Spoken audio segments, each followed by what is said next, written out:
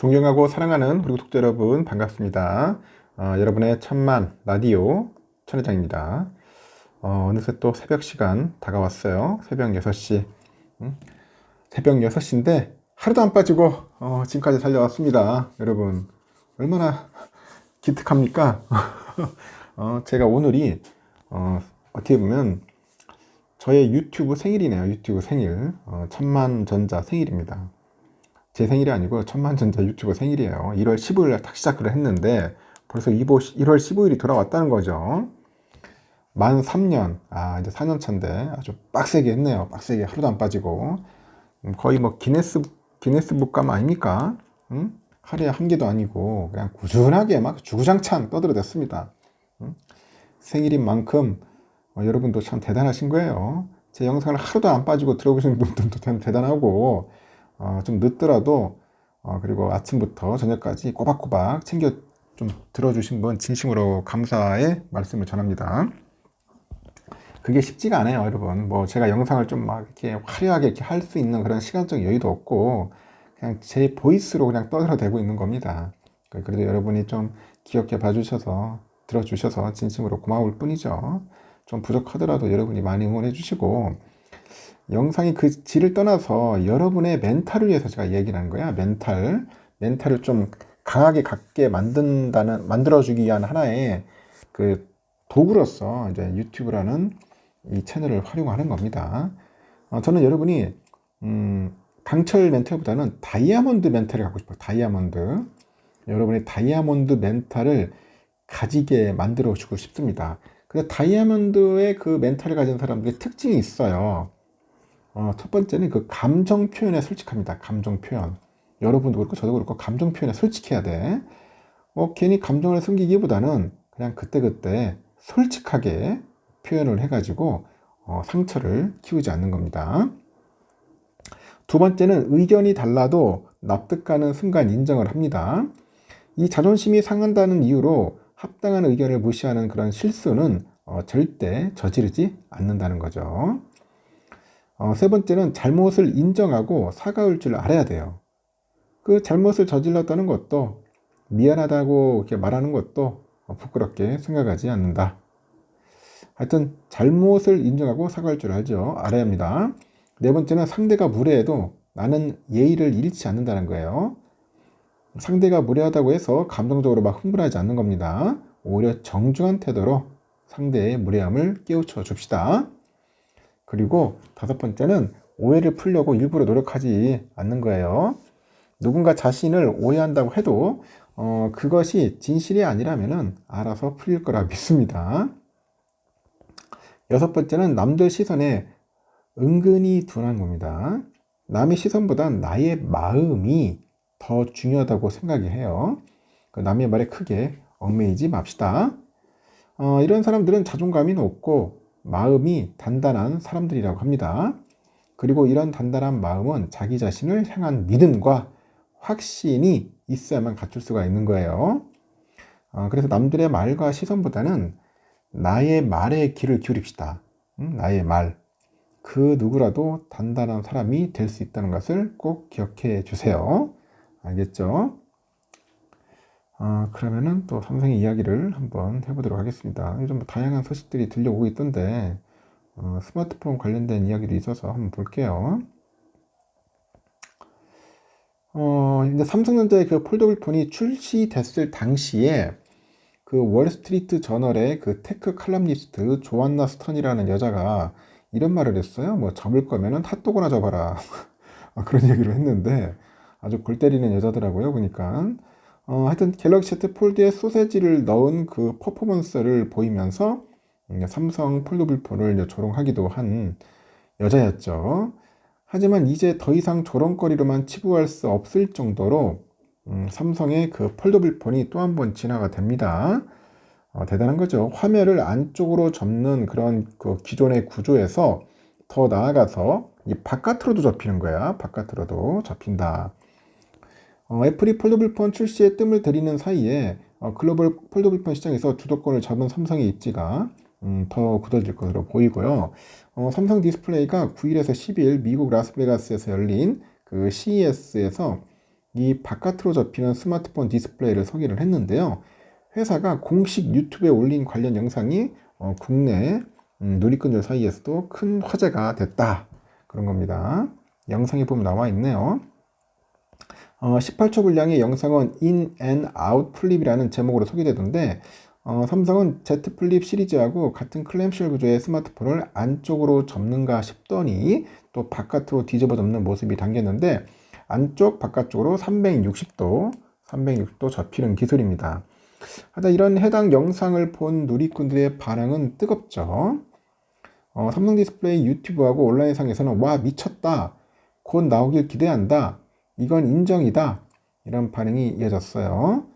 2019년 폴더블폰 출시 이후 기술 진화를 거듭하면서 글로벌 시장에서 확실한 주도권을 쥐게 된 삼성전자의 그런 입지가 더욱 확고해질지도 이제 주목이 되는 거죠. 시장 조사 업체에 따르니까 지난해 3분기 기준 삼성의 폴더블폰 글로벌 판매량이 504만 3천 대네요. 폴더블폰 시장 점유율 75.3%를 차지하면서 독보적인 1위를 보였고 중국 제조사들이 삼성과 거의 유사한 제품을 내놓고 추격에 나섰는데 격차를 따라잡기는 역부족입니다. 화웨이는 한 7.2% 점유율에 그쳤고 레노버 자회사 모토로라가 5.8%죠.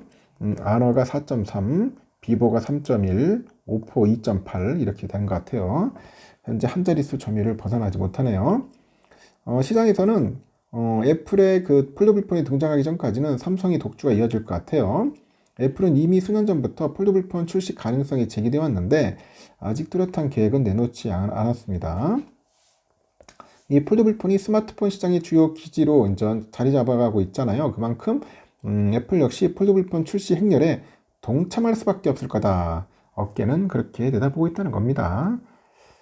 애플도 빨리 만들었으면 좋겠는데 기술이 아직 안 되는가 봅니다.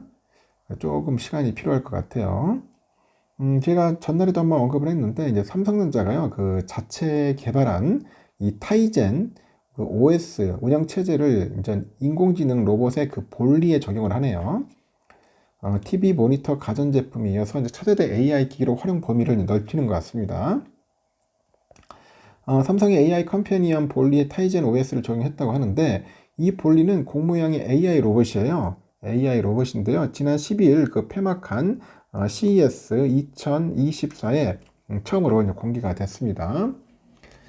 타이젠 OS는 단순한 기기 연결을 넘어서 그런 OS나 서비스 콘텐츠 경험까지 한 대에 엮는다고 회사 측은 설명을 했는데요. 이 타이젠 OS는 2015년 누구에게나 열려있는 그런 오픈소스형 운영체제로 출발을 합니다. 이 타이젠 OS가 적용된 덕분에 볼리의 눈 모양의 렌즈를 통해 가지고 프로젝트 화면으로 삼성 TV 플러스의 다양한 컨텐츠하고 디지털 아트의 그 구독 플랫폼 아트스토어 그리고 게이밍 허브 서비스 등을 즐길 수가 있는 겁니다.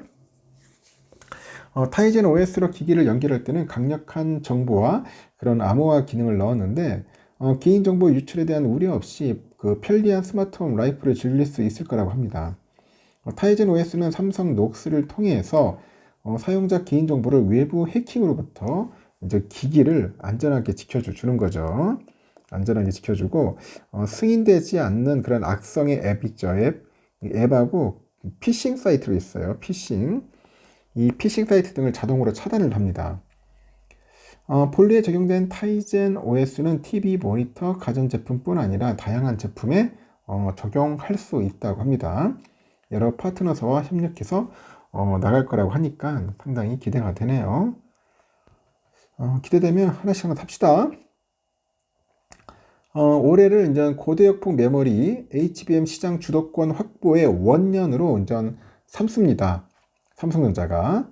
그리고 이제 고객사 중폭주에 이제 대응하는 생산 체제를 추진하는데 특히 내년까지 HBM 생산 능력을 매년 2.5배에서 5배 정도 이제 늘려가기로 하고 있어요. 여기에 첨단 패키징이죠. 첨단 패키징 생산 거점인 천안 사업장 이곳에다 신규 생산 라인을 짓기로 하고 대규모 장비 발주에 들어가요. 관련학계에 따르니까 내년까지 첨단 패키징 사업을 담당하는 천안 사업장에 HBM 생산 라인 증설을 이어가고 HBM은 여러 개 D램을 묶어서 수직으로 쌓아 올려서 데이터 처리 속도를 대폭 끌어올린 제품입니다. 칩을 패키징하는 후공정 투자에 따라서 HBM 생산 능력이 좌우가 돼요. 삼성은 이미 국내 장비업체 HBM 생산 관련 장비를 대거 추가 발주를 했는데 천안사업장 내 유휴 공간하고 설비가 HBM 생산 라인으로 전환을 적극 검토하는 거예요. 그 지속적인 시설 투자에 따른 사업장 포화에 대비하려는 행보로 분석이 됩니다. 최근에 삼성전자가 자회사인 삼성디스플레이하고 약 105억 원 정도 규모의 그런 자산 양수 계약을 체결한 것도 HBM 그 라인으로 전환하기 위한 목적이죠. 이렇게 삼성전자는 삼성디스플레이 그 액정 표시장치 관련 건물과 시설 등을 인수를 해서요. 그 HBM 생산을 위한 패키징 라인을 구축할 계획이라고 하는 겁니다. 당분간 그 HBM 수요 급증세가 꺾이지 않을 것으로 현재 판단을 하는 것 같아요. 그래서 삼성은 지금 대규모 투자를 통해 가지고 선제 대응에 나섰다는 건데 시장 조사 기관의 그 트렌드포스에 따르니까 올해 HBM 비트 그 기준으로 공급량은 전년 대비 한 105% 정도 증가할 것으로 이제 전망을 하고 있습니다.